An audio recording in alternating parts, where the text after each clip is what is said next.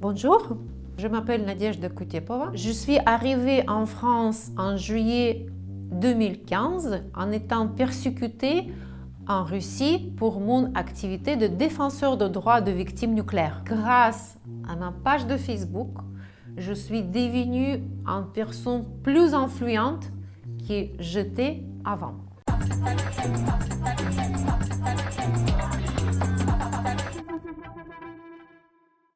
Le 29 septembre en 1957, une explosion nucléaire a eu lieu à l'Ural sur l'usine de Mayak. Après cet accident, il y avait 23 villages qui ont été détruits, évacués. 272 000 personnes ont été irradiées. Des milliers de personnes souffrent toujours des maladies liées avec l'influence de radiation. Et c'est pourquoi j'ai décidé à lutter pour les droits des gens de notre région. Mon but a été de faire connaître cet accident vastement pour tout le monde parce que la situation avec l'usine nucléaire Mayak continuait à rester dangereuse pour tout le monde.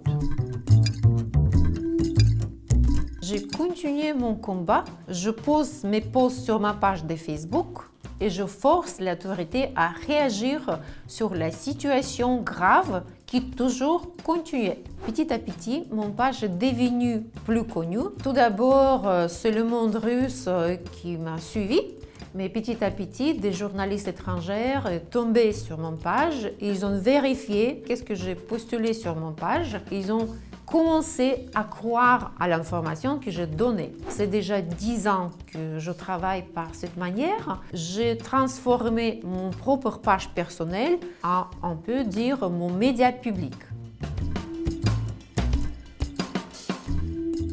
Aujourd'hui, j'ai plus de 1 000 amis. J'avais eu beaucoup de demandes pour être ajoutée comme des amis. Et chaque fois, j'ai vérifié la page d'une personne qui m'a proposé cette demande. Je vérifiais que cette personne existe en continuité. Ça veut dire qu'il y a certaines photos, il y a des commentaires sous photos. Et après, je décide, j'ajoute cette personne comme amie ou pas. La personne que j'ajoute peut commenter mes publications. Par contre, personne qui ne s'inscrit pas, elle ne peut pas commenter, juste regarder.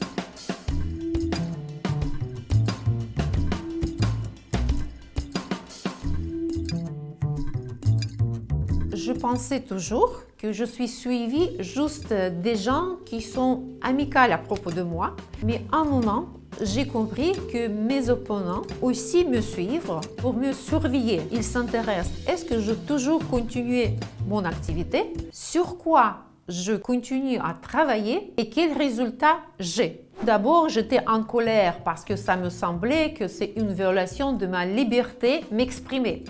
Mais après, j'ai compris que je peux communiquer avec l'usine nucléaire et avec le département nucléaire russe par ma page. Et j'ai commencé à utiliser ma page comme un média, si vous voulez, pour mes opposants. Ils ne répondent pas directement, ils peuvent me répondre par un autre média.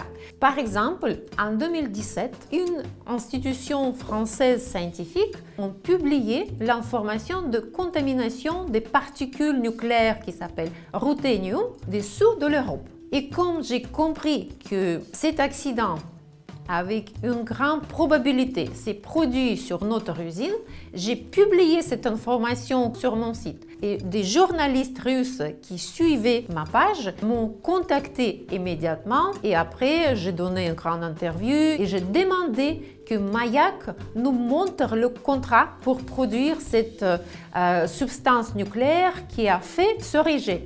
Et le directeur de Mayak m'a répondu indirectement par un média régional en disant que des défenseurs de droits de l'homme, ils ont demandé le contrat, mais c'est notre secret commercial.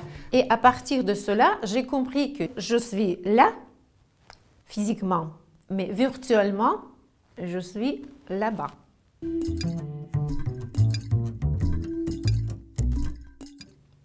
Il y a un mois, j'ai perdu un ami très proche, mon collègue avec qui on travaillait plusieurs années et qui vivait à côté de cette rivière radioactive Techa.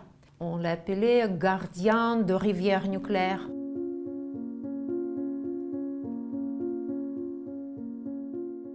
Sa famille m'a informé qu'il est mort à cause du coronavirus et j'étais vraiment triste. Je voulais raconter aux gens quel rôle jouait ce petit homme. Il a gagné beaucoup pour des gens en restant presque inconnu. J'écris un post, j'ai ajouté des photos et j'ai reçu commencer des condoléances des gens. C'était un peu une chose personnelle. Un journaliste d'un média très connu dans notre région m'a contacté, a précisé certains détails et après il a publié cela sur son site. Il a pris des commentaires de ministères de notre région. C'était comme explosion d'intérêt. C'est presque 10 médias régionaux plus connus sont publiés cette information. Pourquoi c'est important? Parce que par cette information, la situation a devenu connue non uniquement pour le public, pour mes amis, pour des gens qui me soutiennent, mais aussi pour le ministère. Ça veut dire que je continuais. Et c'est très important pour mes opposants à connaître cela. До свидания.